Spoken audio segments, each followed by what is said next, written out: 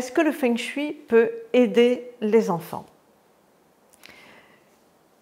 Bonjour, je suis Françoise Chevalier et j'ai créé l'école de Feng Shui énergétique et humain, qui travaille sur 3 piliers essentiels en symbiose. La géobiologie pour bien nettoyer notre environnement, activer notre environnement, le Feng Shui de l'habitat pour vraiment nous emmener là où on a envie d'aller, et puis le Feng Shui humain pour travailler sur soi au cœur de notre environnement. Et avec notre Feng Shui, effectivement, nous pouvons aider les enfants. Alors, si vous avez des enfants agités, on a beaucoup d'enfants agités, hyperactifs, des enfants qui ne tiennent pas en place, qui bougent tout le temps, qui remuent tout le temps, des enfants distraits, des enfants quelquefois même jusqu'à agressifs, des enfants agités. Je peux même vous dire qu'on a souvent beaucoup de succès avec des enfants et des pipis au lit, par exemple, des choses comme ça. Avec la géobiologie, je vais vous expliquer comment.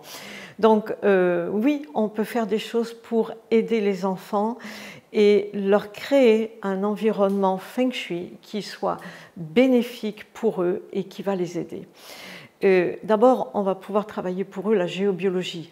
Si vos enfants dorment sur de l'eau, puisqu'on a beaucoup de maisons actuellement qui ne sont plus travaillées en géobiologie, puisque c'est une connaissance qui s'est perdue vraiment au fil du temps, je dirais depuis l'après-guerre, depuis 1950, on a peu de maisons qui sont travaillées en géobiologie, et pourtant il faudrait qu'elles le soient toutes. Eh bien, nos enfants sont comme nous, ils sont encore plus sensibles que nous, et s'ils dorment sur de l'eau, s'ils dorment sur des failles, des croisements de réseaux, si on a des nettoyages énergétiques qui ne sont pas faits dans les maisons, vous savez que nos enfants voient tout, ressentent tout, captent tout, donc si vous avez des présences dans vos maisons, ils le sentent, ils rappliquent dans votre lit la nuit. Si vos enfants viennent dans votre lit la nuit, c'est qu'il y a quelque chose qui les dérange dans leur chambre, tout simplement. Donc, il va falloir s'en occuper.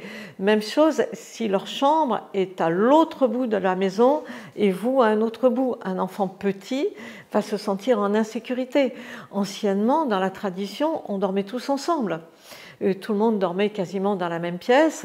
Et puis, après, quand on a évolué un peu, les enfants étaient de la chambre à côté de la chambre des parents pour qu'ils se sentent sécurisés, qu'ils se sentent auprès, vous voyez, qu'ils ne se sentent pas éloignés. Si votre enfant aussi dort avec un lit mezzanine, les lits en hauteur, on ne peut pas aller contre ce qui est. C'est la tendance actuellement, on a des lits mezzanines un petit peu partout, parce que, voilà, on gagne de la place dans les chambres. Elles ne sont pas très grandes, on comprend bien, mais il faut faire un travail spécifique sur le lit mezzanine. Énergétiquement, on va les rabaisser. Sinon, vous allez avoir un enfant distrait. C'est un enfant, et on le voit dans les résultats scolaires. Et non seulement le lit souvent est trop haut, mais en plus la tête est au milieu du lit, au milieu de la chambre. Vous voyez, des choses comme ça. Voilà, ça a besoin d'un soin, ça a besoin d'être travaillé, ça a besoin d'être rééquilibré. On a beaucoup d'enfants, les enfants hyperactifs, par exemple agités, ne sont pas centrés en fait dans leur corps d'énergie. Ils sont décalés. Ils sont décalés tout simplement parce qu'ils récupèrent des choses dans leur corps d'énergie qui les dérangent, qui les fatiguent, et ils ont besoin de soins particuliers. Ils ne sont pas mauvais. Ils ont besoin d'attention particulière, ils ont besoin qu'on les aide, voilà, ils ont besoin qu'on leur vienne en aide. Vous avez aussi beaucoup d'enfants qui ont leur lit en face de la porte. Bon, je sais pourquoi on le fait. On le fait pour un gain de temps, pour un gain d'espace. On le fait pour un gain d'espace. On n'a pas de place dans les chambres, donc on va essayer de garder une surface de jeu. Donc on met le lit dans le courant de la porte, et du coup l'enfant n'est pas bien parce qu'il prend cette bouffée d'énergie qui rentre dans sa chambre. On va mettre des choses en place. Donc vous voyez, pour ça, moi je vous conseillerais un carillon dans le couloir avant d'entrer. C'est symbolique, hein, mais ça marche très bien. Les lits mezzanines, on va les descendre. L'enfant qui est agité, on va pouvoir travailler sur lui, on va pouvoir l'aider, qu'on comprenne mieux ce qui se passe. Si la maison n'est pas travaillée en énergie, c'est l'enfant qui trinque en fait, c'est l'enfant qui prend, et on ne comprend pas pourquoi on a un enfant qui est si difficile. Il n'est pas difficile, il capte les énergies de l'environnement.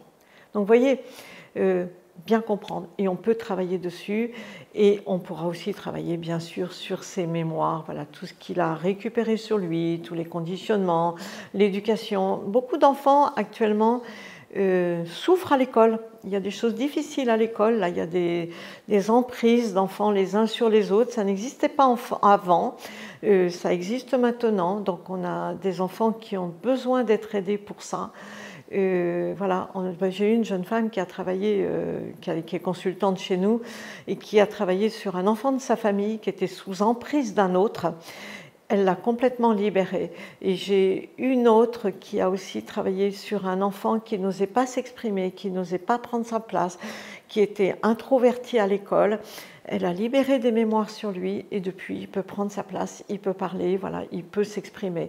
Donc vraiment, n'hésitez pas, questionnez-nous, prenez un rendez-vous, voilà, voilà, pour voir ce qu'on peut faire pour vous. Et puis, si vous avez envie d'apprendre ou si vous avez besoin d'être accompagné pour ça, ça peut se faire. Donc voilà. Soyez plein d'espoir pour vos enfants.